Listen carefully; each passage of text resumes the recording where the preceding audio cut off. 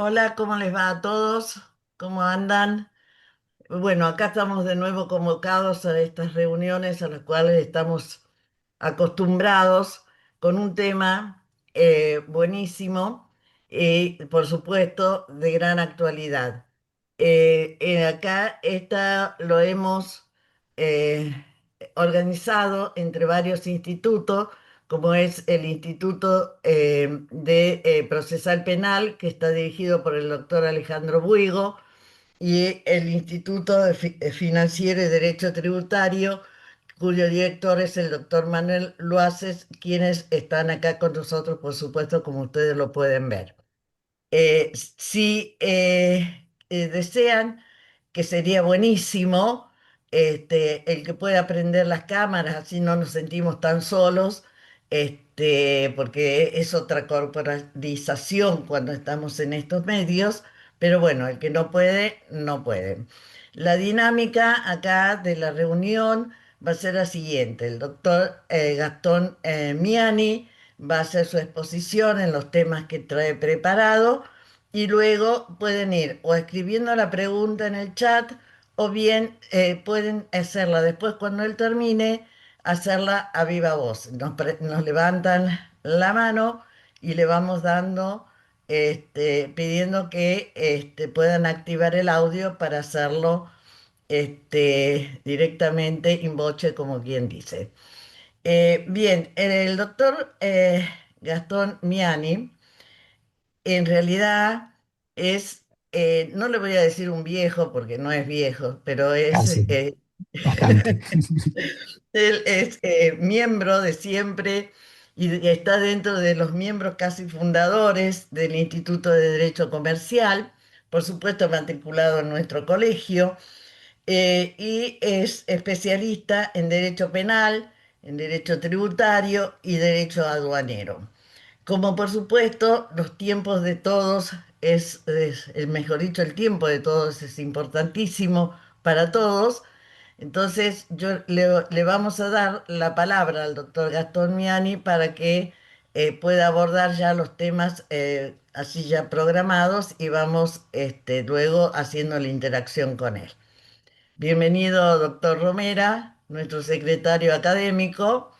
Gracias por acompañarnos, que nos va a ayudar también en el desarrollo de esta reunión. Bien, Gastón, doctor Miani, perdón lo de Gastón, pero es que la familiaridad que tenemos es bastante grande, pero bueno, doctor Miani, suya No, la por palabra. favor. Bueno, gracias. Gracias a los directores de los institutos y a Claudio, ¿sí? El secretario académico, por esta invitación. Para mí siempre me causa, digo, mucha gratificación participar de la sociedad del colegio porque realmente la siento como mi casa, ¿sí? Y es ahí donde realmente me formé. Y esta es una actividad, esta temática, es una actividad que permite esta interacción entre los distintos institutos porque realmente toca, ¿sí? Una pata de cada una de estas áreas, ¿no? Tanto de temas, obviamente, principalmente temas tributarios, pero tiene un aspecto penal pero muy relevante.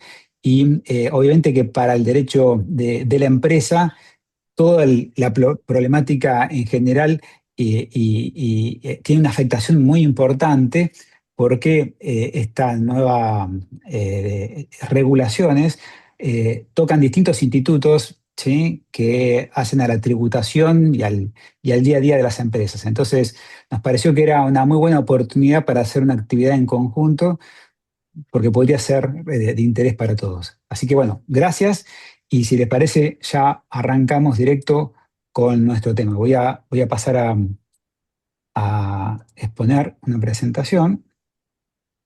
Sí, perdón, vamos Se a... ve muy bien, tendría que ¿Se ve bien? agrandarla más. Ahí está, Ah, perfecto. ahí está, ¿se ve bien? Sí, se ve Bien, perfecto, se escucha muy bárbaro. bien, entonces.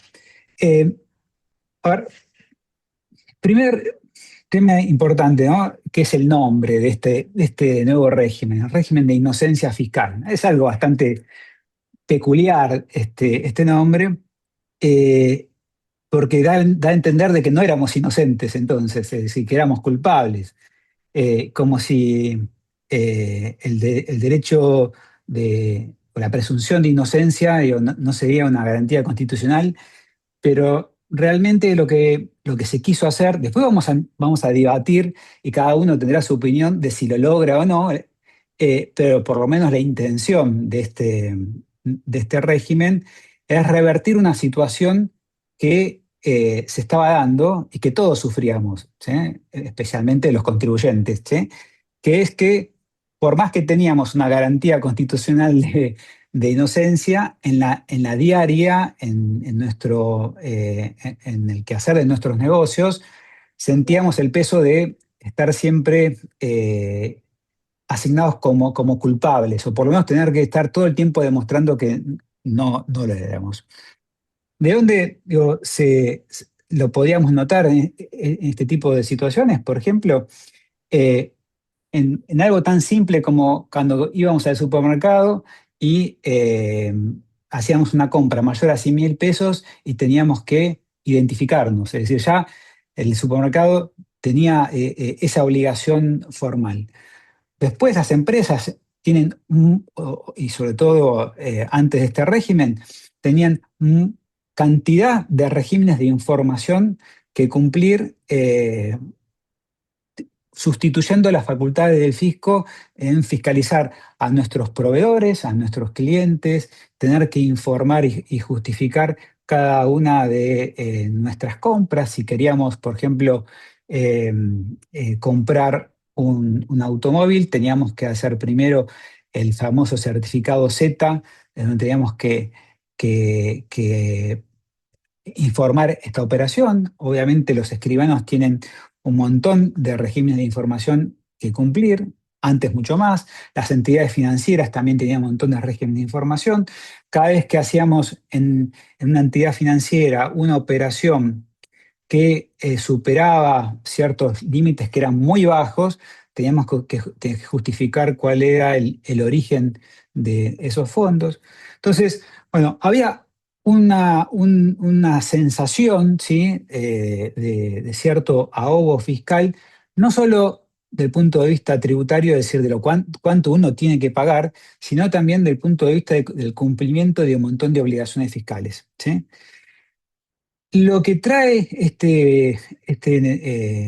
nuevo régimen, o lo que intenta, ¿sí? Es salir de ese paradigma, ir hacia un sistema de fiscalización más inteligente. ¿Esto qué significa? Que en vez de que el fisco gaste sus recursos en fiscalizar a los 15 millones de contribuyentes que estamos inscriptos, que fiscalice de manera digo, mucho más inteligente aplicando todas las tecnologías que hoy están sí, a la mano, sobre aquellos que realmente tienen o pueden generar una mayor recaudación. Vamos a ver el siguiente gráfico, ¿sí? El siguiente esquema. Ustedes fíjense en lo siguiente. En Arca hoy tiene inscriptos 15 millones de quit, ¿sí? Los que hoy quit que están vigentes. De esos 15 millones de quit, el 70% de la recaudación se concentran en 11.000 quit. 11.000, ¿sí? Contribuyentes concentran el 70% de la recaudación. ¿Qué sentido tiene, ¿sí? Que el organismo recaudador despliegue con la misma intensidad sus facultades de verificación sobre 15 millones de contribuyentes si el grueso de la recaudación está en esos 15.000? Y de hecho, de esos 11.000, perdón, de esos 11.000, el 50% están en 1.000. Es decir, hay 1.000 grandes contribuyentes que concentran el 50% de la recaudación de los tributos nacionales. Entonces, la verdad que esta foto, ¿sí? Nos da cuenta de que es cierto que hay que salir del paradigma del control, ¿sí? Tradicional, que era el control hacia todos y en todo momento y con la misma intensidad.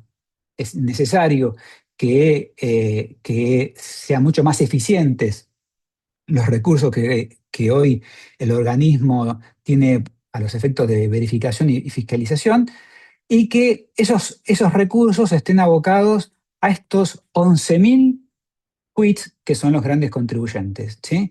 Y que para el resto de los contribuyentes no es que digo, está librado, ¿sí? Sin ningún tipo de fiscalización, pero que las fiscalizaciones ya estén más vinculadas a ciertos parámetros, ¿sí? De control con inteligencia artificial y con entrecruzamiento de datos, sin que requiera el mismo esfuerzo que sobre el grupo de contribuyentes que hoy concentran la mayor recaudación. Entonces, esto es, esto es la foto preliminar, ¿sí? Que podemos estar de acuerdo o no, pero es lo que nos dicen los números. A partir de ahí se juntó este tema junto con otro, ¿sí? Que filosóficamente se mezclaron en este proyecto. No sé si ustedes se recuerdan, en el mes de mayo, mayo del 2025, hubo una conferencia de prensa donde se anunció este régimen de inocencia fiscal, en donde estaba presente en ese momento el que era el, eh, el administrador, ¿sí? De la agencia de recaudación, que después obviamente cambió, pero en esa conferencia de prensa lo que se dijo es, bueno, que este nuevo paradigma de fiscalización lo que va a traer en consecuencia es que todos aquellos que tenían dólares debajo del colchón, dólares o pesos o lo que sea, ¿sí? Divisas debajo del colchón que no los habían declarado porque tenían miedo a las distintas represalias que esto podía traer, y que esos dólares en definitiva eran aquellos ahorros que obligadamente, ¿sí? Los ciudadanos tuvimos que ir a recurrir a circuitos informales para poder resguardarnos en una moneda dura, para no tener que enfrentar los efectos de la devaluación y la inflación. Bueno, no se iba a perseguir, de hecho, porque se implementaba un sistema en donde el contribuyente ya no tenía que declarar su incremento patrimonial. Entonces, esto fue esa conferencia de prensa, que fue una conferencia de prensa que generó en ese momento muchísimo ruido. Eh, Fue justamente el anuncio del decreto 353 de 2025, en donde están los primeros lineamientos de esta nueva forma de declarar en el impuesto a las ganancias. Eso fue en mayo. Acto seguido, después de esa conferencia de prensa, hubo una derogación de la mayoría de los regímenes de información que, que estaban vigentes en el organismo recaudador. Por ejemplo, ¿sí? Régimen de información de los consorcios. Los consorcios tenían que informar a ARCA cuánto pagaban de expensas cada uno de los propietarios.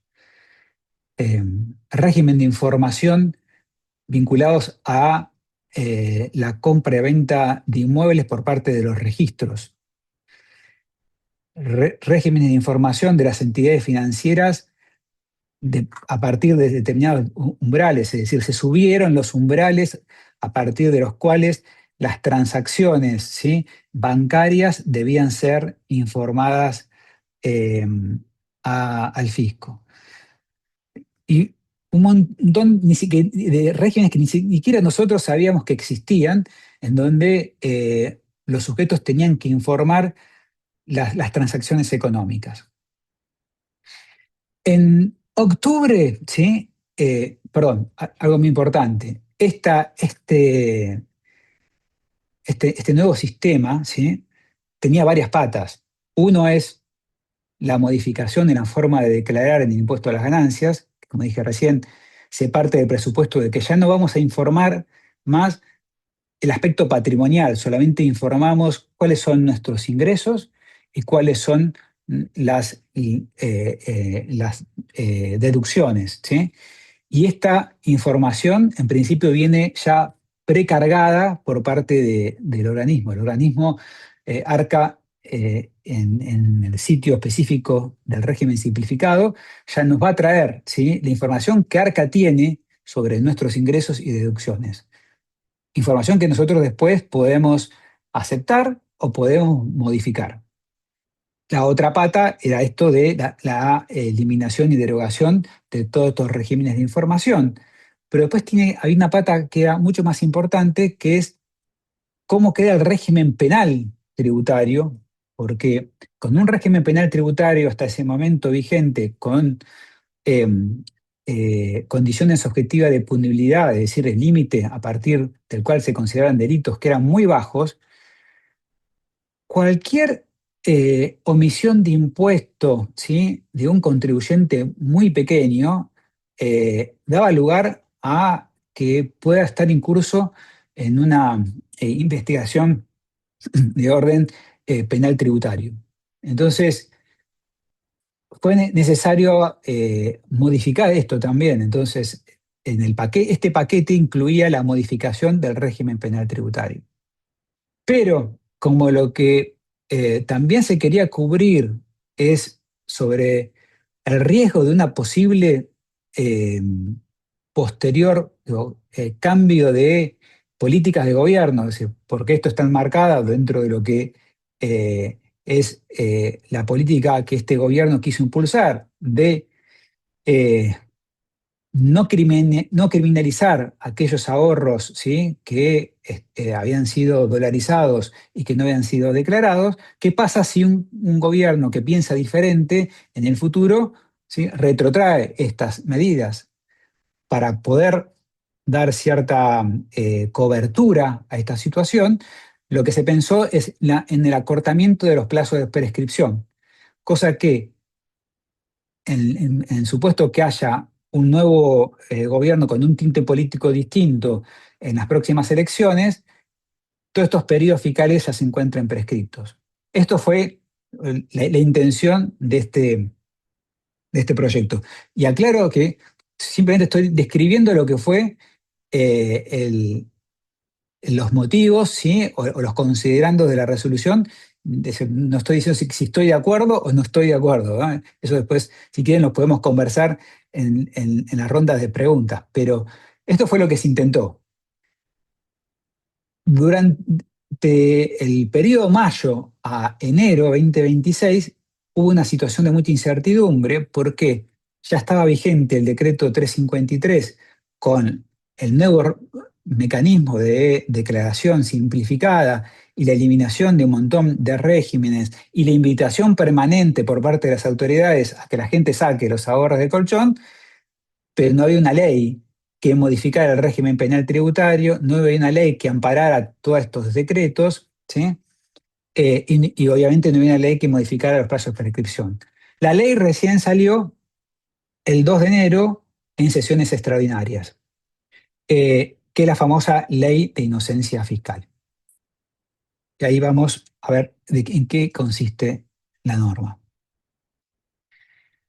Entonces, está claro cuál era el objetivo, ¿sí? Que el objetivo, por parte de los impulsores de este proyecto, es que las personas puedan utilizar sus ahorros no declarados sin consecuencias fiscales.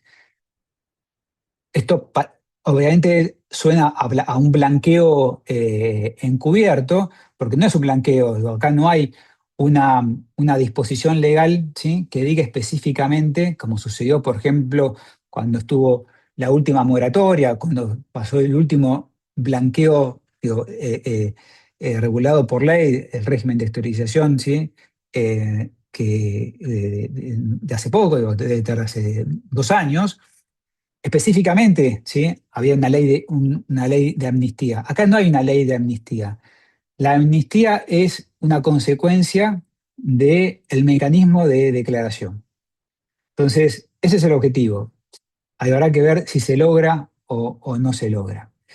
Yo creo que más importante que el objetivo, porque hay personas que les puede resultar, ¿sí?, atractivo o no esto, son las modificaciones de fondo que la vamos a tener todos los, digo, todos los mortales, todos los contribuyentes, adheramos o no adheramos a este beneficio de la utilización de los ahorros. Es decir, sin perjuicio de que algunos lo utilicen para exteriorizar ahorros no declarados, para todos los demás contribuyentes, ¿sí?, del impuesto a las ganancias, personas físicas, esto no alcanza a personas jurídicas, esto solamente es para personas físicas, y ahora vamos a ver con qué parámetros. Si se adhieren a este régimen simplificado de impuesto a las ganancias, al no tener que declarar su situación patrimonial, es decir, cuál era su patrimonio al inicio, ¿sí?, de la declaración y su patrimonio al final de la declaración, esto implica que deja de estar bajo el radar del fisco cualquier tipo de incremento patrimonial no justificado o no declarado.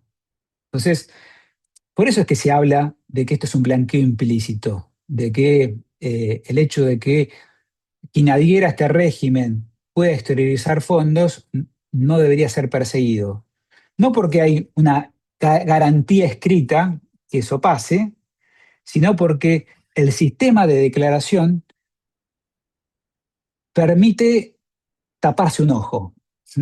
Entonces, y esto está dicho de manera explícita, ¿sí?, en todas las conferencias de prensa, que es que el organismo no va a controlar los incrementos patrimoniales de aquellas personas que se adhieran al régimen de inocencia fiscal. Después está en cada uno en creer si esto se va a cumplir o no se va a cumplir, ¿sí? Pero lo cierto es que el régimen de declaración simplificada, lo que único que tiene eh, que declarar es el contribuyente, primero tiene que declarar o validar, ¿sí?, porque ya les digo que esto es información que ya va a estar cargada, es sus ingresos, ¿sí?, y las deducciones, nada más. Ojo que este régimen de declaración jurada es solamente sustituto de impuesto a las ganancias. Esto no implica que uno va a tener que dejar de declarar el impuesto sobre los bienes personales. El impuesto sobre los bienes personales continúa, ¿sí? Pero ¿qué pasa? Cuando nosotros armábamos en el régimen general del impuesto a las ganancias, no declarábamos solamente ingresos, sigue siendo porque todavía es un régimen que va a permanecer para las personas jurídicas y para aquellos que no adhieran voluntariamente, ¿sí?, a este régimen simplificado. En la declaración jurada de ganancia del régimen general tiene que cuadrar, ¿sí?, la situación patrimonial con los ingresos. Es el famoso que los contadores se vuelven locos y a los contribuyentes, ¿sí?, nos talaran la cabeza de no te da el consumido, ¿sí?, que nos rompen con eso. Claro, es cierto, digo, vos tenés cierto ingreso y cierto patrimonio. La diferencia es lo que consumiste. Si no te cuadra esto que tiene que dar cero, es porque uno de dos, consumiste o tenés constancias, ¿sí?, de que consumiste más de lo que ganaste, lo cual ya es un problema fiscal, o no estás declarando lo suficiente, o estás omitiendo ingresos para justificar tu nivel de vida. Digo, esto es lo que pasa en el régimen general. Si vamos al régimen de inocencia fiscal, solamente el fisco se tapa un ojo, no mira, ¿sí?, mi situación patrimonial y solamente va a mirar cuáles son mis ingresos y cuáles son mis deducciones. Doctor, Vamos a ver, ahí también sí. esto entra en complemento con el régimen especial de ingresos de bienes personales, ¿no? De la primera etapa de A mi ver, ley. no lo Son otros sustituye. impuestos, pero digo, Sí, no lo sustituye. En el régimen de ingreso, ¿sí?, el REIBP, que es el régimen ujú. especial de ingresos de bienes personales, eh, no se mezcla con esto. Quien adhirió al REIBP sigue manteniendo su situación. ¿Qué era el REIBP? era que aquellos que al año 2024, ¿sí? El año 2024, habían adherido, ¿sí?, a este beneficio, mantenían congelada su foto por 5 años, Ujú. pagando un impuesto, adelantando un impuesto por los primeros tres, ¿sí? Entonces, cualquier incremento patrimonial que tenían en esos 5 años quedaba cubierto con el impuesto que pagaron en esos primeros tres.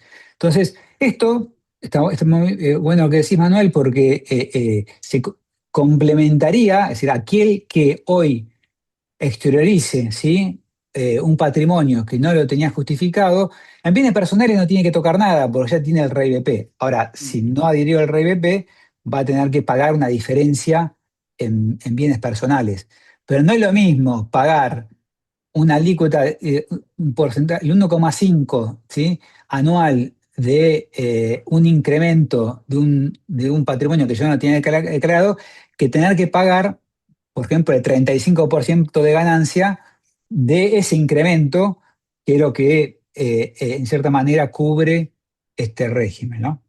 Entonces, vamos a ver un poquito quiénes son los que pueden ingresar en este régimen. En primer lugar, ya les dije, esto es personas humanas y sucesiones indivisas, ¿sí? Lamentablemente, personas jurídicas quedan fuera de este régimen especial. Primer periodo que se puede declarar es el periodo 2025. Recordemos que la declaración jurada de impuesto a las ganancias del 2025 vence recién ahora en junio del 2026.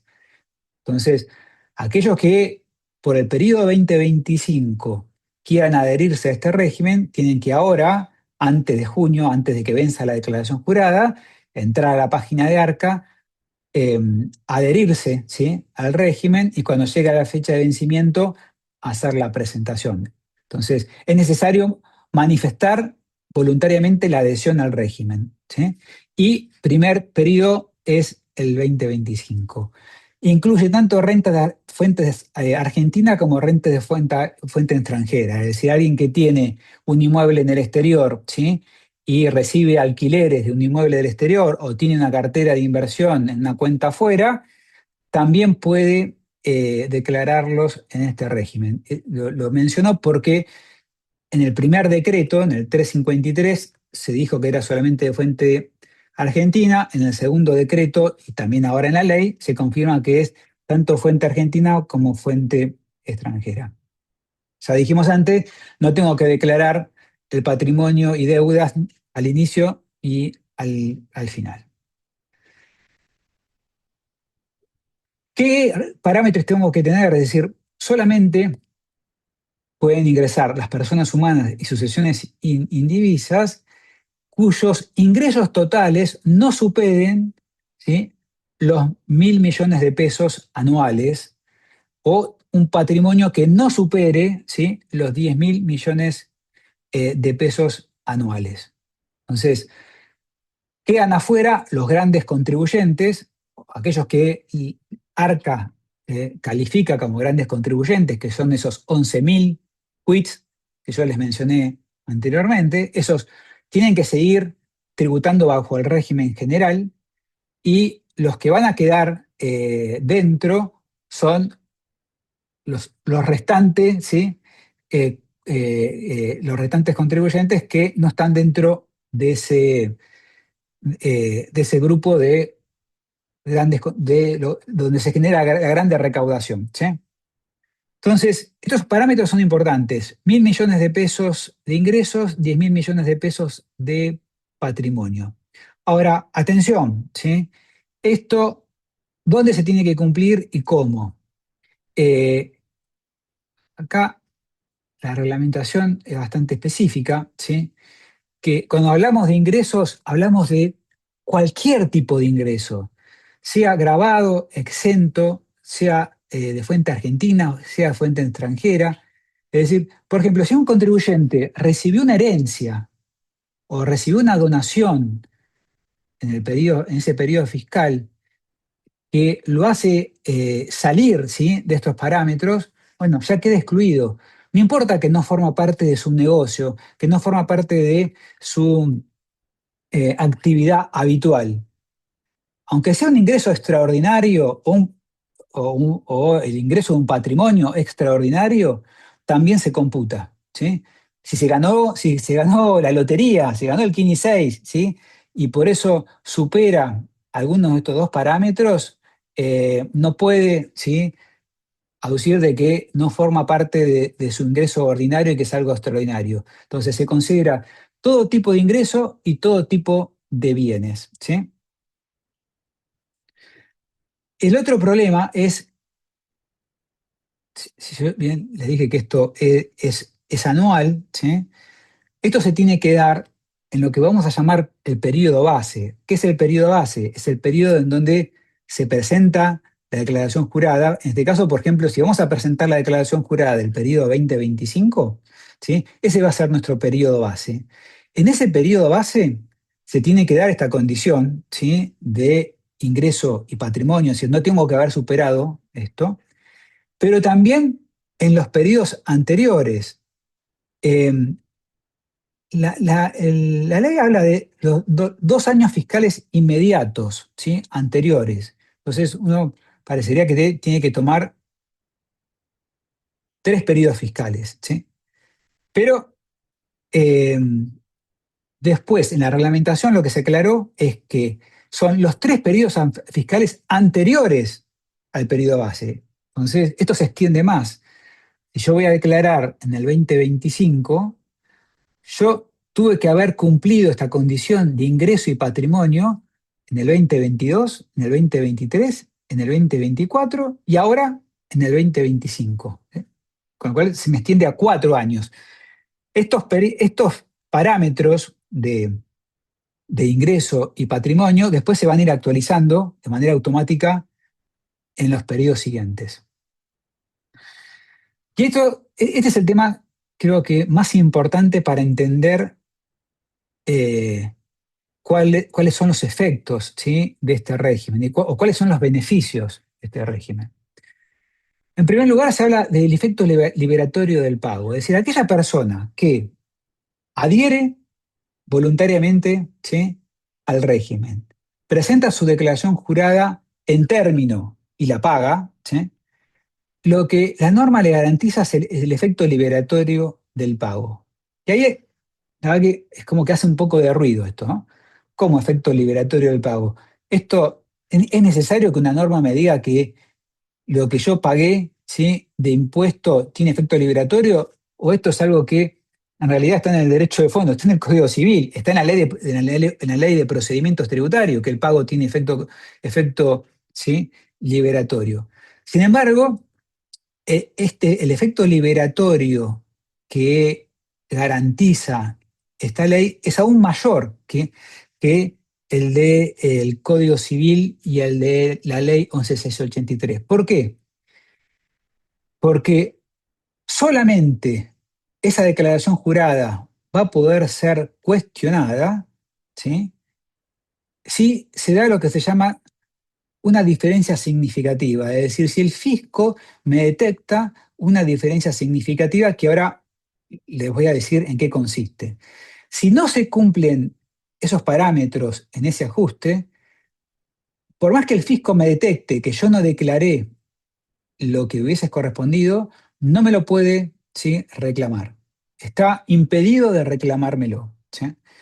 Y acá estoy hablando del efecto que tiene la declaración jurada del periodo base que estoy declarando. Vamos al caso de que si yo ahora hago la adhesión para determinar el impuesto a las ganancias del periodo 2025 bajo este régimen, lo presento y lo pago y resulta que no declaré, ¿sí?, todos mis ingresos, declaré parte, ¿sí? Parte declaré y otras partes que eran otros ingresos que yo los tenía fuera de mi circuito formal, no los incorporé a la declaración jurada. Y resulta que el fisco los detecta, ¿sí? Ahora, si ese ajuste no supera ciertos parámetros que voy a explicar ahora, el fisco igualmente no me los puede reclamar, no me los puede determinar. ¿Por qué? Porque se presume que la declaración jurada presentada, ¿sí?, es exacta, y esa presunción de exactitud se extiende tanto en la faz respectiva del impuesto a las ganancias, como también la extiende hacia el impuesto al valor agregado. Parece raro porque esta forma de declarar de manera simplificada es solamente una declaración jurada del impuesto a las ganancias. Pero el efecto, ¿sí?, de presentar esta declaración irradia una presunción de exactitud también en mis declaraciones del impuesto al valor agregado. ¿Por qué? Porque si yo tengo una situación detectada de ventas omitidas de declarar, esa presunción, ¿sí?, o esa situación me va a generar una diferencia de parte del fisco en el impuesto a las ganancias, en el impuesto al valor agregado. Es decir, si yo en mi actividad comercial, ¿sí?, tengo ventas en negro, ventas omitidas, eso me va a generar, ¿sí?, una diferencia en el IVA y una diferencia en ganancias. Si esta situación es detectada, ¿sí?, por el fisco y dice, "Che, vos presentaste tu declaración jurada simplificada, pero no me declaraste todos tus ingresos", solamente, ¿sí?, el fisco me lo puede reclamar si esa diferencia me arroja una diferencia de impuesto mayor al 15%. Es decir, si entre lo que yo declaré y lo que tenía que haber declarado, esta diferencia es mayor al 15%, entonces estamos dentro de lo que se llama una diferencia significativa y me rompe la presunción de exactitud y el efecto liberatorio del pago. ¿Mm? Entonces, primer punto que es importante. ¿Qué otro ajuste da lugar a una diferencia significativa? Si este reclamo del fisco supera los umbrales de punibilidad de la ley penal tributaria, nueva en función de esta ley 27.799, es decir, si supera los 100 millones de pesos por impuesto y por ejercicio, entonces se considera que es una discrepancia significativa.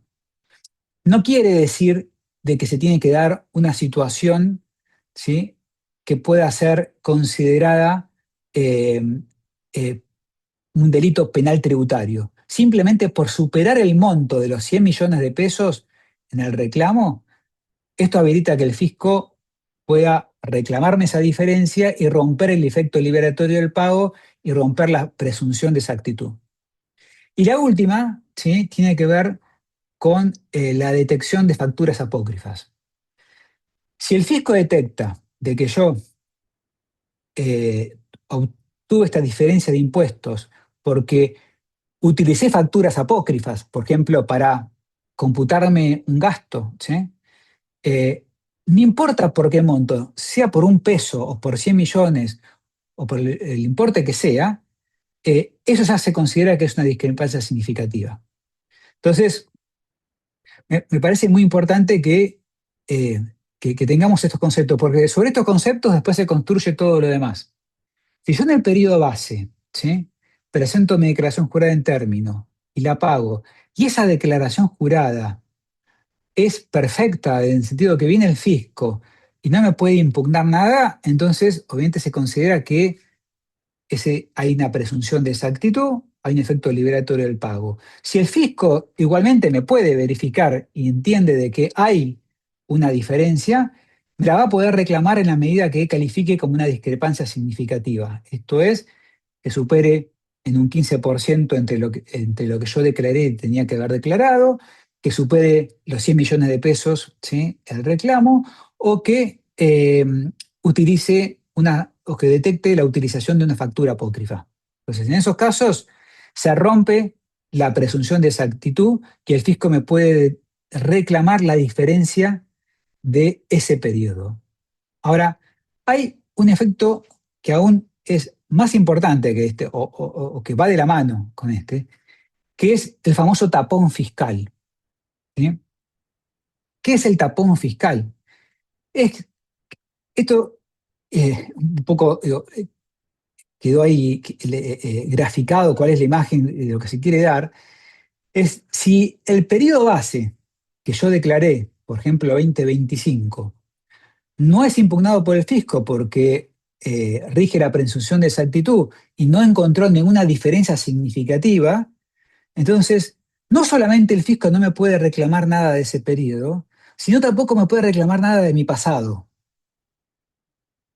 Esto es fundamental, importantísimo. Es decir, que si yo vengo con situaciones irregulares, ¿sí?, en materia fiscal, pero presento mi declaración jurada simplificada del 2025 de manera prolija y perfecta, sin omitir nada, con lo cual el fisco no va a poder impugnar esa declaración, purgué todo mi pasado en materia de ganancias e IVA.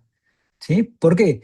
Porque al presentar mi declaración jurada base, que hoy es la del 2025, genero un tapón fiscal para que el fisco eh, no pueda determinarme mis periodos anteriores. Entonces creo que es una herramienta importantísima en materia de planificación fiscal. Y acá nos olvidamos del tema de los ahorros. El tema de los ahorros, si queremos exteriorizar ahorros o no, ya pasa a ser algo anecdótico, ¿sí? Porque estos beneficios son para todos aquellos que ingresen al régimen, sea que exteriorice o no exteriorice ahorros. Entonces, para quienes estaban transitando estos últimos años en una situación fiscal, ¿no?, irregular, es una gran oportunidad esta situación de poder generar un tapón fiscal declarando el 2025 de manera correcta. Ahora sí, en el 2025 tengo que ser Santa Teresa, ¿sí? No me pueden, mi declaración jurada tiene que estar absolutamente todo, ¿sí? Eh,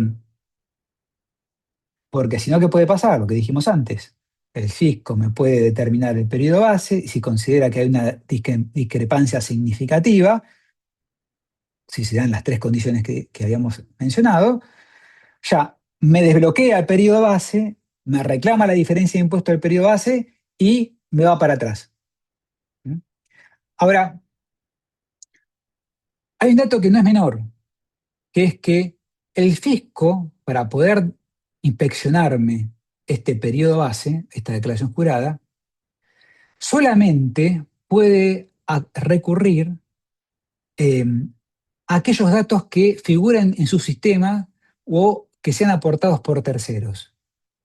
Es decir, si el fisco me inspecciona y yo en el marco de la fiscalización entrego al fisco información que el fisco utiliza para hacerme un ajuste, y ese ajuste, aunque ese ajuste califique como una discrepancia significativa porque supera el 15%, supera los 100 millones de pesos, porque utilicé facturas apócrifas, el fisco no lo puede usar en contra del contribuyente, porque solamente puede hacer uso de la discrepancia significativa si los datos provienen de información con los que el fisco ya cuenta en su sistema o sean aportados por terceros. No es un dato menor esto, ¿sí? Porque eh, si esto se da en el marco de una fiscalización, toda información que yo le brinde y que el fisco no la obtuvo todavía, no puede ser utilizada para desbloquear ni la presunción de exactitud del periodo base, ni el tapón fiscal para los periodos anteriores. Bien. Algo muy importante también, ¿sí? Eh, Esto del tapón fiscal es una situación que se va reeditando todos los años. ¿Por qué?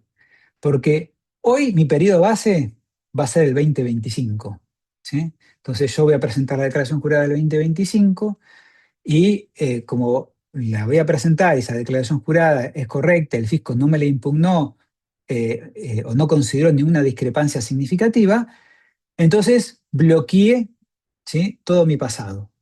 Ahora, ¿qué va a pasar cuando tenga que presentar la declaración jurada del 2026?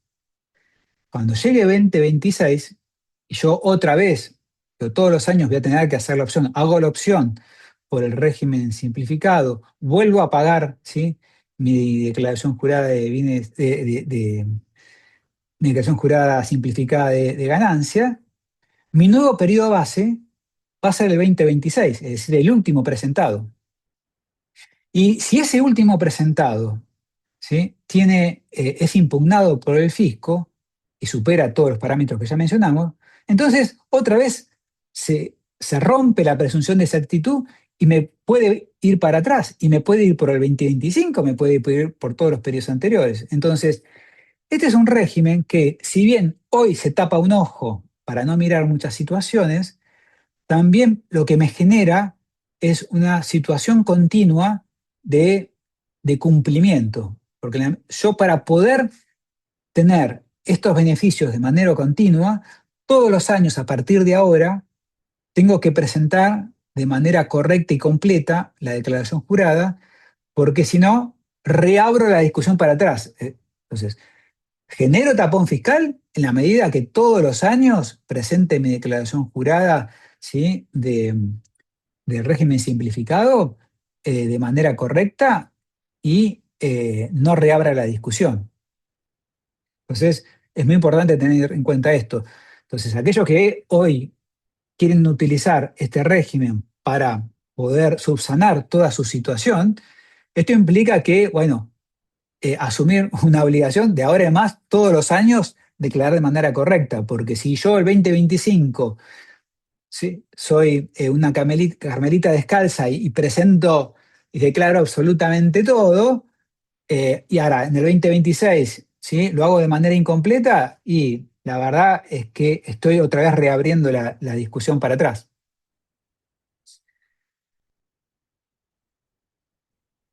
Bien, esto es lo que hablábamos de que se considera una discrepancia significativa, ¿sí? Entonces, ¿cómo es que rompe esta discrepancia? Rompe todos los beneficios, el beneficio de presunción de exactitud, como el beneficio de el tapón fiscal.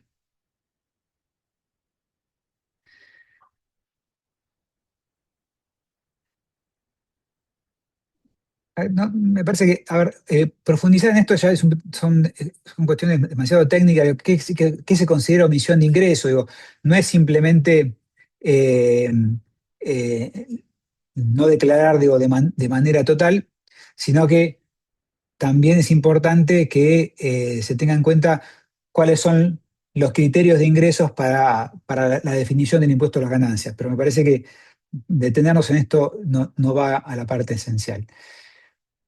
Creo que con lo que les conté recién, tenemos un pantallazo de lo que es el régimen de declaración, ¿sí?, la parte administrativa, operativa del régimen simplificado de impuesto a las ganancias y cómo funciona. Esto funciona en la medida de que todo lo que vamos a ver ahora también funcione, ¿no? Porque, y que en la práctica, ¿sí?, eh, operativamente sea un engranaje perfecto, porque si falla, ¿sí?, algo de todo esto, pierde atractivo el beneficio del régimen simplificado. En el régimen penal tributario hubo una actualización importante de las condiciones objetivas de punibilidad.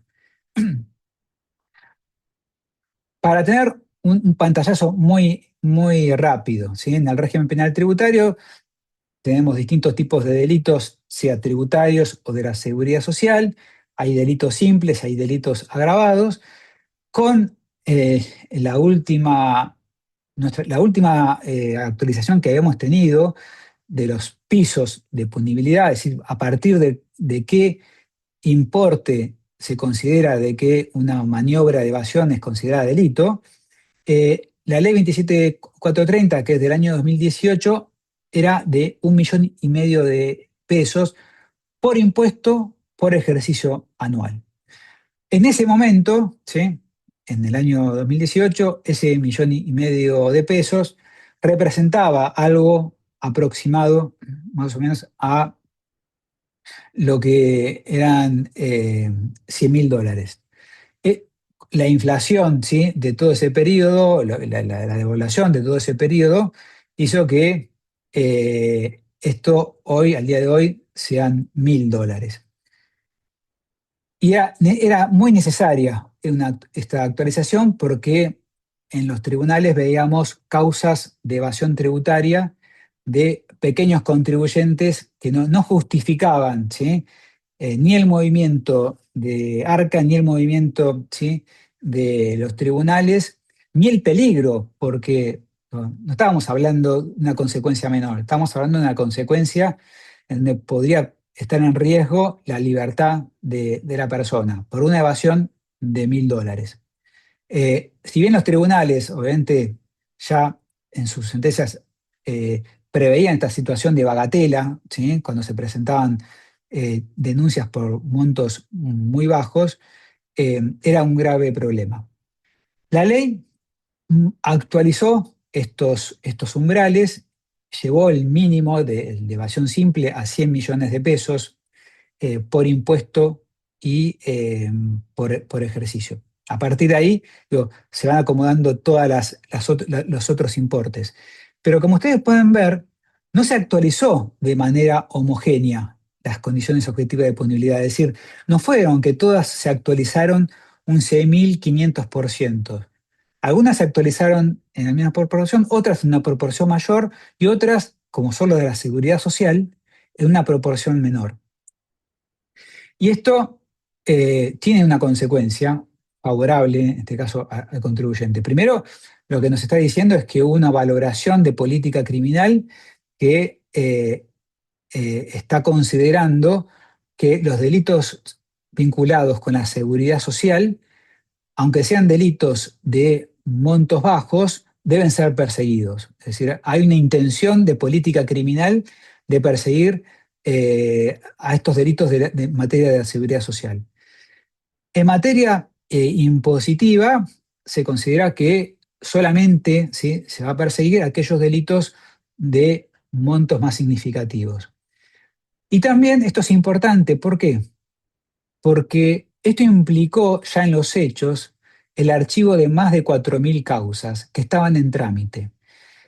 Porque si bien esta es una ley que entró en vigencia el día 2 de enero, por la aplicación de la aplicación retroactiva de la ley penal más benigna, ¿sí?, a todas aquellas causas que ya estaban en trámite por situaciones anteriores, ¿sí?, a esa fecha, aplicándose estos nuevos importes, quedaban fuera, ¿sí?, quedaba extinguida la acción penal, quedaba fuera del ámbito de prohibición.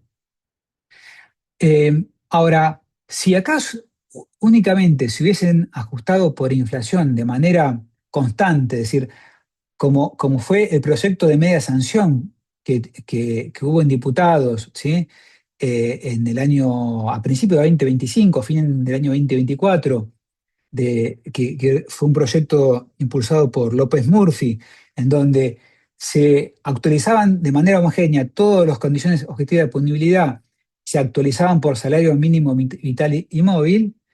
Es muy probable de que si eso se hubiese convertido en ley, hubiese estado discutida por los tribunales la aplicación retroactiva por la aplicación de la ley penal más benigna. ¿Por qué?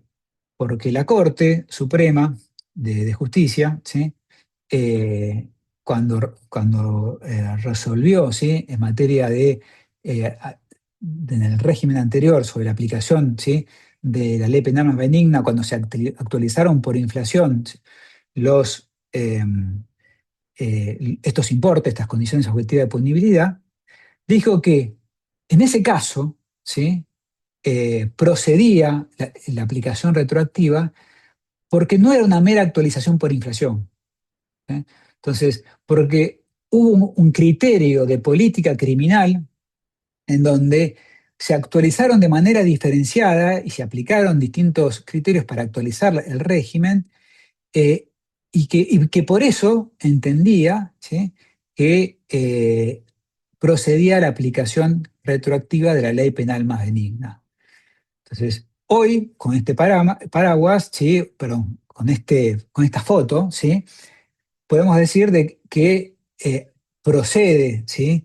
La aplicación retroactiva de la ley penal más benigna, y de hecho los tribunales lo aplicaron de manera de oficio y automática, sin ningún tipo de objeción por parte del Ministerio Público Fiscal y sin objeciones por parte del organismo recaudador. Entonces, fue importante esa diferenciación, ¿sí?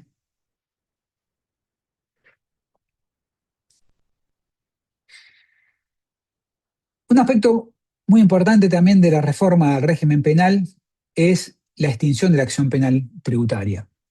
Ustedes recuerdan, si no lo repasamos, eh, en el anterior régimen de la ley 27430, había una única forma de extinción de la acción penal, que es lo que llamábamos la bala de plata. Es decir, si por única vez en el marco del proceso, ¿sí?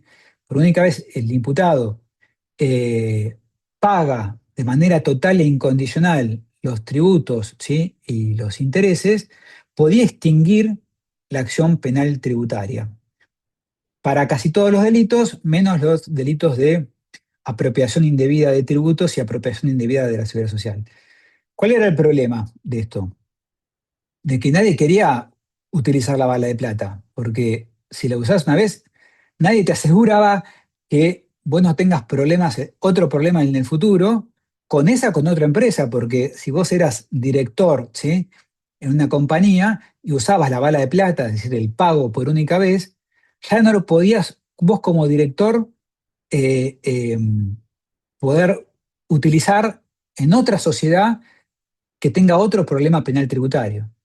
Entonces, por eso es que se usaba de manera realmente muy restringida, y a partir de ahí es que se empezaron también a solicitar otras medidas alternativas de extinción de la acción penal, como es el tema de la probation, como el tema de la reparación integral, que ambas, digo, son muy discutidas por los tribunales. Hay tribunales que los aceptan, hay tribunales que no, pero la mayoría, y sobre todo la Cámara de Casación, lo que dicen, no, si hay un, eh, un, eh, un método de extinción de la acción penal propio del régimen penal tributario, no procede, por ejemplo, el método de la reparación integral, y menos de la probation, que está específicamente, ¿sí? Prohibido. Teníamos ese problema. Ahora el nuevo régimen nos da otras soluciones. Nos dice que si se realiza el pago, ¿sí? Total del impuesto y los intereses eh, antes de que se inicie la determinación, antes de que se inicie la denuncia penal, el contribuyente puede extinguir la acción.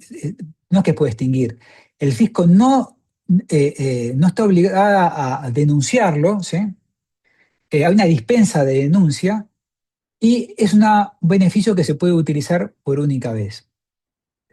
Lo que antes teníamos la bala de plata en sede judicial, ahora pasó a instancia administrativa. Es decir, si yo pago antes de la denuncia, eso lo puedo usar por única vez, y dispensa al organismo de hacer la denuncia penal. Ahora, que el organismo esté dispensado de hacer la denuncia penal no significa de que no pueda tener, ¿sí? Una causa penal en trámite. ¿Por qué? Porque el dueño de la acción penal no es Arca. La acción penal, el titular es el Ministerio Público Fiscal. Entonces, si el Ministerio Público Fiscal toma conocimiento de una situación en donde considera que hubo una evasión fiscal, puede iniciar la acción independientemente de Arca. Entonces, esta dispensa es una dispensa para el organismo, pero no implica que si yo pagué el tributo y los intereses, igualmente la acción penal no pueda ser iniciada por el Ministerio Público Fiscal o por una denuncia de un tercero, porque el régimen penal tributario prevé que un tercero pueda hacer una denuncia penal tributaria. Entonces, ¿Qué pasa en ese caso? Ahí sí hay un mecanismo de extinción de la acción penal nuevo, que es que si el pago lo hago por el capital, los intereses y un recargo del 50%, puedo extinguir la acción penal en todas las veces que sea necesario. Es decir, no es una bala de plata. Entonces, si yo pago antes de la denuncia, pago sin el recargo y es una dispensa para que el organismo me inicie la denuncia. Ahora, si yo pago después de iniciada la denuncia, ahí voy a tener que pagar con un recargo del 50%. Y lo puedo utilizar todas las veces que sea necesario. No es menor esta modificación. ¿Por qué? Porque en cierta manera el régimen penal tributario se sinceró. Siempre fue considerado que el régimen penal tributario era un régimen recaudatorio. Entonces, lo que hace el régimen penal tributario es, a través de la coerción, ¿sí? De peligro de perder mi libertad, de ir y pagar el tributo que me reclaman. Entonces, hoy ya está explícito. Yo, si tengo una denuncia penal tributaria, voy, pago lo que se me reclama más un recargo del 50% y archivo la causa. Entonces, me parece que es una reforma muy importante para tener en cuenta. Después veremos qué es ese recargo del 50%, porque también tiene sus consecuencias. Si esto es un mayor impuesto, tributariamente el contribuyente puede ir y deducírselo de su declaración jurada. Eh, Ahora, si esto no es un impuesto y es una multa, después no podría el fisco aplicarme las otras multas que están en la ley de procedimientos tributarios, porque habría un non bis in idem, ¿sí? Una doble persecución.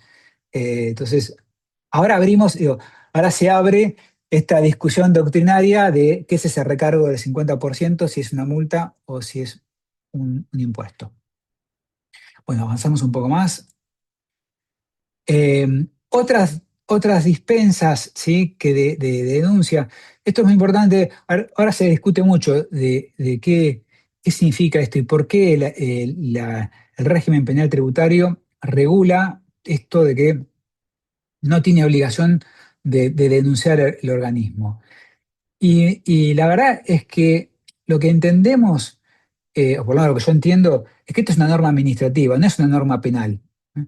Es una norma dirigida al funcionario, porque obviamente para dispensar de hacer una denuncia, tiene que haber una resolución administrativa y tiene que haber un funcionario que se anime a firmar esa denuncia. Entonces, imagínense uno de estos casos que hoy están dando vuelta en los medios, tan razonante, que haya un funcionario de ARCA y que firme una resolución que diga, sí, autorizo a no denunciarlo. Digo, hay todo un tema de responsabilidad administrativa del funcionario. Entonces, lo que le da el régimen penal tributario es un marco regulatorio para decirle, mira, estás amparado para firmar esa resolución administrativa en caso que, ¿sí? En caso que el contribuyente haya rectificado la declaración jurada y pagado antes del inicio de una fiscalización, ¿sí? Cosa que antes no sucedía. Hemos tenido muchos casos de contribuyentes que han rectificado la declaración jurada en función de lo que le manifestaron la fiscalización. Igualmente tuvieron un problema penal tributario porque la conducta criminal se había cristalizado, no se borraba, ¿sí? Con esa declaración jurada rectificativa. Y acá, por lo menos, le da la posibilidad al funcionario de decir, bueno, listo, este contribuyente ya pagó, no lo vamos a denunciar. Eh, y algo muy importante, que no está puesto acá, pero que es muy importante, que es que si prescribió la obligación tributaria desde el punto de vista administrativo, desde el punto de vista de la ley de procedimientos tributarios, está bloqueada la acción penal. Es decir, la acción penal tributaria, si ven, desde el punto de vista de penal y de las normas del Código Penal, la prescripción se rige por el máximo de la condena que tiene previsto el delito. En la reforma del régimen penal tributario dispone que si la obligación tributaria ya se encontraba prescripta para Arca, entonces, ¿sí? No se puede iniciar la acción, queda bloqueada la acción. Hay una cierta supeditación, ¿sí? De la prescripción penal o de la acción penal a la prescripción administrativa. Antes no sucedía, y de hecho hemos tenido muchos casos en donde Arca ya no podía reclamarle a un contribuyente la deuda porque estaba administrativamente prescripta, pero la acción penal todavía no había prescripto y la perseguía. Bueno, ahora vamos a temas, a la otra pata, que es la pata de procedimientos, es decir, qué modificaciones hubo en materia de procedimientos que llevan a que a bloquear este frente, ¿sí? Operativo con el régimen simplificado, ¿sí? de impuesto a las ganancias, con la derogación de los regímenes de información, con la modificación al régimen penal tributario y con la modificación al régimen ahora de procedimientos tributarios. Eh, por un lado, se aumentaron los montos de las multas, todos, ¿sí? Pero hay dos que son muy significativos. ¿Por qué? Porque son dos situaciones muy usuales, ¿sí? En los que todos confiábamos en que no pasa nada porque son multas muy, muy chicas y ahora se incrementaron notablemente. Eso es el tema de no presentar las declaraciones juradas en término. Cuando un contribuyente no presentaba la declaración jurada en término, la multa era de 200 pesos para las personas humanas y 400 para las personas jurídicas.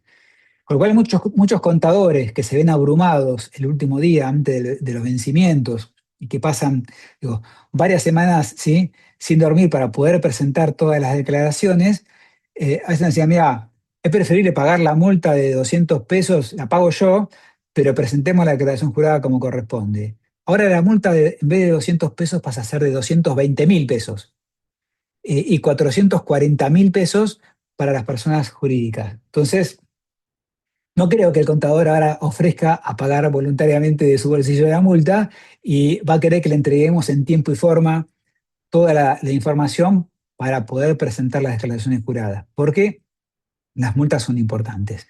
Todas las multas se incrementaron, pero estas dos son las que hoy más llama la atención. Y el otro aspecto que se modificó y que es sumamente relevante es el plazo de prescripción. Todos sabíamos que en materia tributaria el plazo de prescripción son 10 años para los contribuyentes que son no inscriptos y 5 años para aquellos contribuyentes inscriptos o aquellos que no tenían la obligación de inscribirse. ¿Sí? Y recordemos cómo es el famoso cómputo del plazo de prescripción en materia tributaria, que es que empieza a correr a partir del 1 de enero del año siguiente en que se presentó la declaración jurada. Entonces, nunca eran 5 años.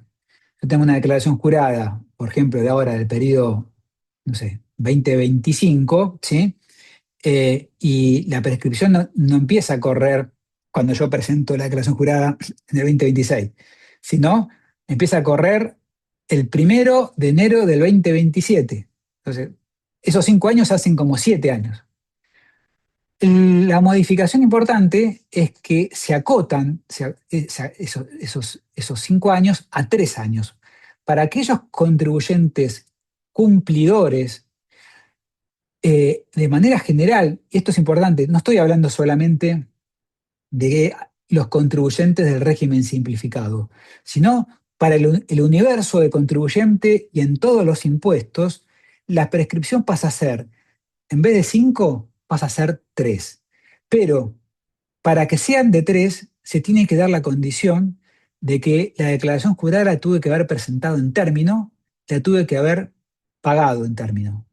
¿Sí? Entonces, no presentar hoy una declaración jurada en término tiene estas consecuencias.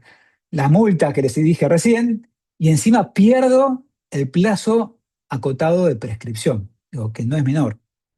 Y este plazo acotado de prescripción, ¿por qué? ¿Sí? Se implementó. Es por lo que yo les contaba anteriormente, al inicio de la charla, lo que se quiso es tratar de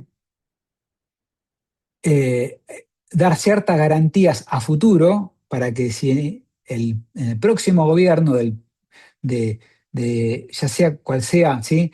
La bandera política o la ideología del gobierno, si desconoce, ¿sí? O no está de acuerdo con este régimen simplificado, aquellos contribuyentes que se adhirieron puedan eh, gozar de estos periodos en donde a los 3 años se prescribiría todo lo acontecido durante este tiempo. Eso es un poco lo que se pretendía. Igualmente, la prescripción de 3 años es algo que se estaba solicitando, digo, que todas las entidades profesionales, las entidades también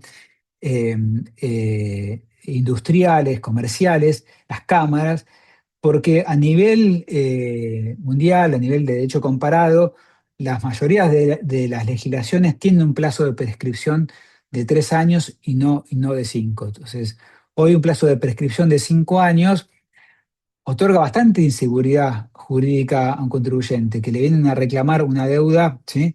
De hace 5 años de atrás por hechos, ¿sí? que, bueno, quedaron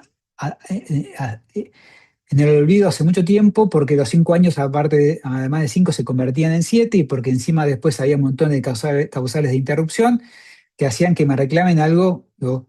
Que había quedado atrás en el tiempo. Entonces, esta prescripción acotada es un beneficio muy importante para todos, pero hay un problema, y es cómo se aplica esta prescripción a la prescripción en curso, ¿sí? Porque nosotros, está claro que para el periodo fiscal 2026 se va a aplicar la prescripción de 3 años, ¿sí? ¿Por qué?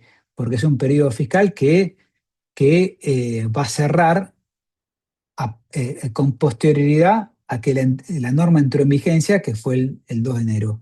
Ahora, ¿qué hacemos con todos los periodos fiscales anteriores? Bueno, como la ley no dice nada, lo que se aplica es el artículo 2537 del Código Civil y Comercial, que dice que ante una modificación legislativa de los plazos de prescripción, en caso que la nueva ley no diga nada, se siguen aplicando los plazos anteriores, salvo que el nuevo plazo sea más abreviado. Entonces, si eso nosotros lo llevamos a la situación real, ¿sí? Si miro, por ejemplo, el periodo fiscal 2022, ¿sí? Ese periodo fiscal 2022, la declaración jurada se presentó en el 2023, con lo cual empecé a contar los plazos de prescripción el 1 de enero del 2024. Si yo aplico los 5 años, ¿sí? De la ley anterior, esto prescribe el 1 de enero del 2029. Entonces, esto es anterior, ¿sí? A la vigencia de la nueva ley, entonces no se modifica. Si voy al periodo 2023, cuya declaración jurada se presenta en el 2024, empieza a computar en enero del 2025, esto prescribiría con la ley antigua en el 1 de enero del 2030. Pero como con la nueva ley prescribe el 2 de enero del 2029, aplico la nueva ley. Lo mismo me pasa con el periodo 2024, que con la ley anterior hubiese prescripto en el 2031, pero como la nueva ley, ¿sí? Tiene plazo más abreviado, también prescribe en enero del 2029. Entonces, eh, me parece, digo, importante tener en cuenta esto. Para los periodos en curso se aplica el 2537 del Código Civil y Comercial, y este es un criterio que ARCA también ya lo reconoció. Hay una instrucción interna en donde dice que este es el criterio que se tiene que utilizar para poder aplicar los nuevos plazos de prescripción a los periodos en curso.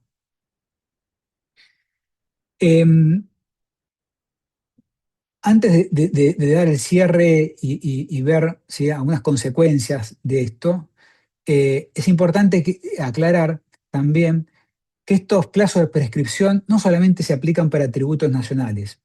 ¿Por qué? Porque la ley 27799, la ley de inocencia fiscal, cuando modifica los plazos de prescripción, también modifica el Código Civil y Comercial. Y al modificar el Código Civil y Comercial, establece que en materia de obligaciones tributarias provinciales y municipales, se debe estar a los plazos de prescripción de la ley 11683. Y los plazos de la ley 11683 son los que acabamos de mencionar que se modificaron. Entonces, esto aplica tanto para el fisco nacional como para el fisco provincial y los fiscos municipales. Esto va a dar lugar solamente a mucha controversia, ¿sí? Porque ya pasó con modificaciones anteriores en donde las provincias especialmente consideran de que esto es una invasión a la autonomía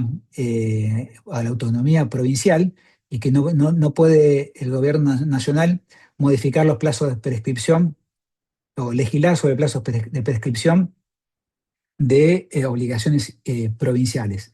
Pero bueno, la Corte ya había fallado sobre este tema en el fallo Filcrosa y entendió que los plazos de prescripción son parte del Código de Fondo y que el Congreso, que en la Constitución Nacional se le delegó al Congreso de la Nación legislar sobre el Código de Fondo. Entonces, tanto las provincias como los municipios deben atenerse a estos fallos. Cerrando, ¿sí? A ver, es muy importante esto que tenemos, es decir, en la medida que no tengamos un detonador, es decir, una discrepancia significativa, vamos a tener una situación, si presentamos la declaración jurada simplificada, de tapón fiscal para atrás, ¿sí? Y de presunción de exactitud y liberación de pago respecto de esa declaración jurada. Entonces, es muy importante eso tenerlo en cuenta. Además, eh, si no se da una discrepancia significativa, ¿sí? También mantengo el plazo abreviado de prescripción, ¿sí? Esa situación va a estar amparada por esta prescripción acotada y además, ¿sí? Eh, por un régimen penal tributario en donde en cualquier momento del proceso, en cualquier momento puedo hacer uso del pago de las obligaciones reclamadas para salirme del proceso penal. Por último, ¿sí? Esto un poco grafica lo que acabo de contarles recién. ¿Qué pasa con la ley de lavado de dinero? ¿No? Porque esta es una de las grandes preguntas. Todo esto, ¿sí? Está claro que hay una invitación por parte del gobierno a través de este régimen a que la gente sincere su situación y como se tapa un ojo, ¿sí? Invita a que los contribuyentes exterioricen bienes que no tenían declarado, porque al presentar la declaración jurada del periodo base, inhibe al fisco a que haga un reclamo por incremento patrimonial no justificado. Eso está claro. Ahora, esto impide que la UIF, ¿sí? O el Ministerio Público Fiscal haga una investigación en materia de lavado de activos. La verdad que no, ¿sí? Espera que me voy a adelantar un poco acá. Eh, Acá estamos. Eh, ¿por qué no inhibe? Porque no se modificó el artículo 303 del Código Penal ni las normas en materia de prevención de lavado de activos de la UIF. Entonces, los sujetos obligados siguen estando obligados a reportar cualquier operación sospechosa. Entonces, cuando esto se implementó, lo primero que pasó es que todos los bancos se empezaron a volver locos porque los contribuyentes les decían, mirá, yo estoy depositando, ¿sí? Tanta plata, no me vengas a preguntar el origen de los fondos porque esto lo hago en el marco de la ley de inocencia fiscal. Y el banco le dice, mirá, todo perfecto con la ley de inocencia fiscal. Eso es un tema entre vos y el fisco. Ahora, yo soy sujeto obligado de la ley de lavado de dinero, vos me tenés que decir, ¿sí? cuál es el origen de los fondos. Entonces, ahí se empezó a generar ese conflicto entre el aspecto tributario y el aspecto de prevención de lavado, y esto hizo que se implemente o que se emita una instrucción conjunta entre el Banco Central y la OIF, en donde eh, pusieron, digo, negro sobre blanco algunas situaciones. Primero, es una disposición conjunta, no tiene la misma fuerza que una resolución, obviamente mucho menos que esto esté dictado en la propia ley, ¿no? Entonces, en esta disposición conjunta, lo primero que dicen es el hecho de que una persona tenga tenencia de efectivo no debe ser considerado en sí mismo como un delito. Es decir, no es una presunción de delito la tenencia de efectivo. Eh, Después, eh, todo activo o fondos que quieran ser exteriorizados a través del régimen de inocencia fiscal tiene que ser bancarizado. Entonces, si yo quiero comprar un automóvil o quiero comprar, eh, no un inmueble, porque un inmueble es la única excepción a la bancarización de las operaciones, porque específicamente hay un decreto que me permite, ¿sí?, comprar inmueble en efectivo sin estar bancarizado, pero si quiero hacer una inversión, por ejemplo, bursátil, todo tiene que pasar por un camino, ¿sí?, bancarizado. Esa bancarización puede ser en el origen o en el destino. Entonces, yo lo deposito en mi cuenta y se lo transfiero, por ejemplo, a quien le estoy comprando el automóvil, o voy y se lo deposito en su cuenta, ¿sí? Eh, pero sea en origen o en destino, estos fondos tienen que estar bancarizados, y esto no inhibe a que los sujetos obligados realicen los respectivos controles. Y los controles tienen que estar enfocados en riesgo. ¿Qué significa esto? Que el banco me tiene que pedir, ¿sí? Me tiene que sí, pedir que yo justifique, ¿sí?, ese incremento patrimonial en la medida que no tenga una relación con mi actividad comercial. Entonces, una vinculación razonable con mi actividad comercial. Por ejemplo, si yo estoy dado de alta como monotributista en la categoría más baja y voy mañana y deposito, ¿sí?, $1.000.000, eso no hay una concordancia entre la actividad que yo venía declarando y esa exteriorización. Por más que yo vaya presentado la declaración jurada simplificada y diga, yo estoy amparado, ¿sí?, con ARCA, eh, no me puede venir a determinar el origen de este $1.000.000 que acabo de depositar, a los efectos de la UIF, ese banco tiene que reportar como una operación sospechosa. ¿Por qué? Porque no hay, en ese análisis de riesgo, no hay una razonabilidad, ¿sí?, entre la actividad que venía desarrollando y esa exteriorización. La verdad que tampoco hay un manual de procedimientos específicos que le digan a los bancos en qué casos sí, en qué casos no, cuando 1.000.000 sí, $500.000 no. Es un tema de caso por caso, ir viendo la situación de si esa persona lo que está exteriorizando está dentro de un parámetro, ¿sí?, razonable. Obviamente, los sujetos obligados ante la duda prefieren ir y reportarlo, ¿sí?, porque está en juego, digo, su responsabilidad. Pero bueno, hoy entramos en esta dicotomía, ¿no?, entre, por un lado, del punto de vista fiscal, estamos cubiertos; por el punto de vista de la prevención de lavado de dinero, esto no implica, ¿sí?, un salvataje, tiene sus riesgos. Bueno, creo que estamos ya ahí sobre la hora. Me gustaría escucharlos a ustedes, ver si tienen comentarios, si tienen dudas. Espero haber sido algo claro, y igualmente ya que todos tenemos dudas, y una de las dudas más importantes tiene que ver justamente con la seguridad jurídica que esto nos ofrece. Si ofrece o no, y por eso es que hay tantas, todavía no hay tanta confianza en salir a depositar estos dólares como nos invitan, ¿sí? De parte de los organismos. Pero bueno, más allá, ¿sí? De la exteriorización de dólares, que creo que era el objetivo final, acá hay aspectos muy importantes a tener en cuenta que hacen al día a día que tienen que ver con, mira, yo puedo hoy, eh, puedo subsanar mi situación fiscal o puedo generar un bloqueo para hacia atrás si presento mi declaración jurada simplificada, declarando absolutamente todo, ¿no?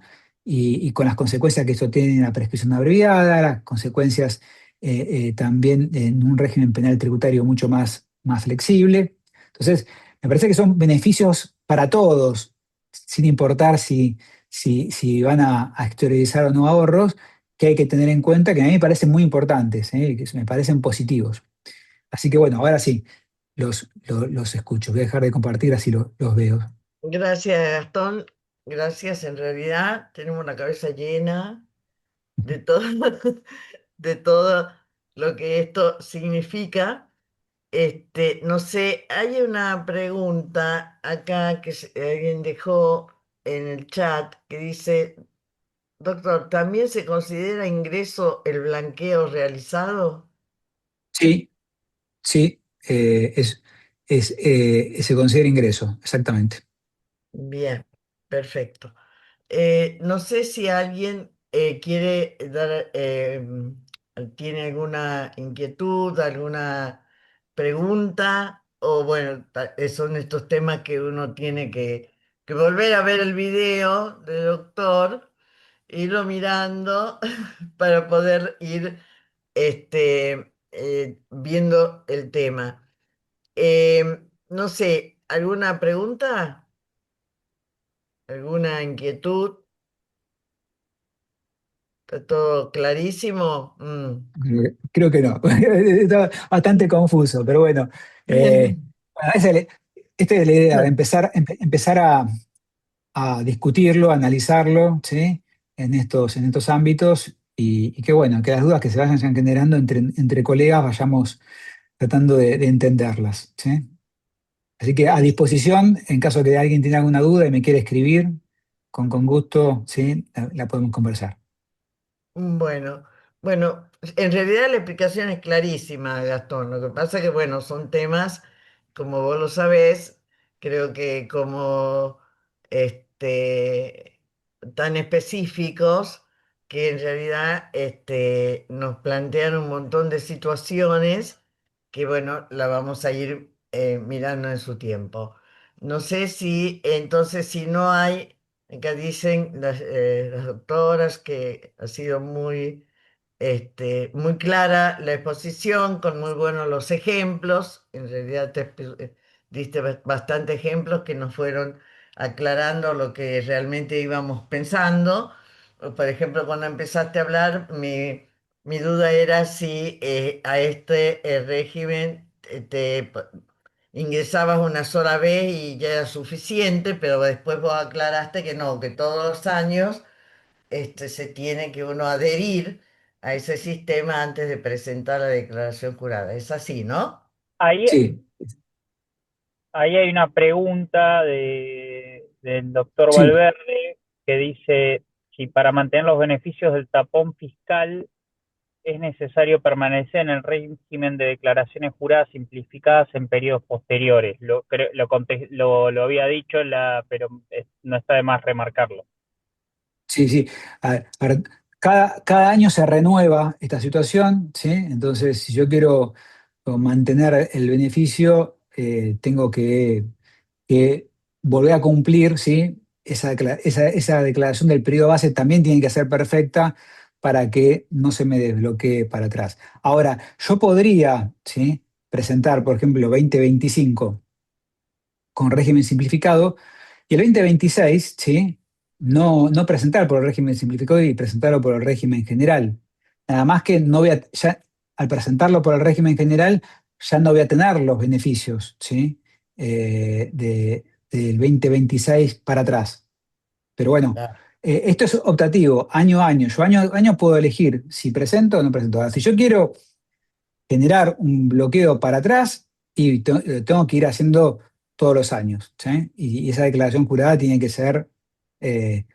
que ser no cuestionada. ¿Mm? Bien. Sí, eso es todo un incordio, ¿no? Porque que te desbloquee los otros de atrás si no lo hiciste en el próximo periodo. Porque es una invitación a que vos de ahora en más todos los años te pongas en regla. Digo, el objetivo es, bueno, esto no Claro, es una única vez. Bueno, la idea es que vos de acá en adelante, ¿sí? Yo digo, te perdono el pasado, pero de acá en adelante declarame todo como corresponde, ¿no? Es un poco el espíritu.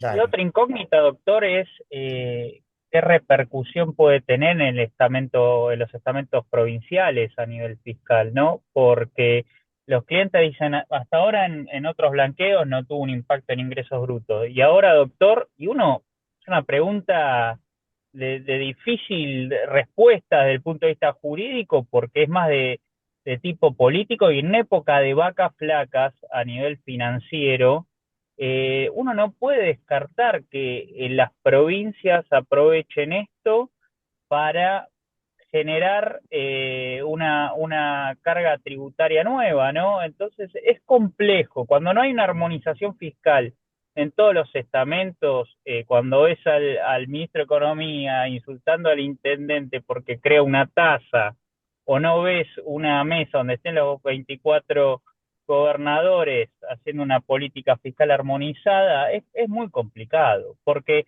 hasta desde la Casa Rosada se habla de competencia fiscal en materia de política tributaria, que compitan las provincias.